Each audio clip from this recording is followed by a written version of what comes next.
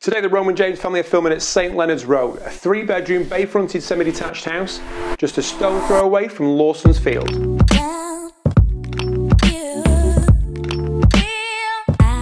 Upon entrance, the hallway leads through to a cosy and tastefully decorated bay-fronted living room.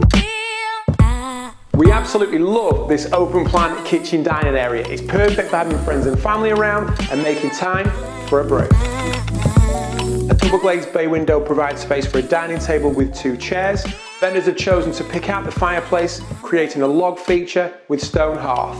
A double glazed door then leads out into the south facing rear garden where access to the garage is also provided.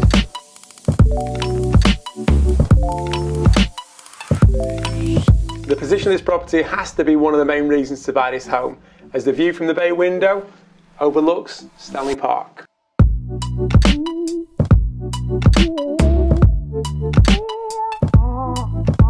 The second bedroom is perfect for those looking for a guest room or could also double up as a home office.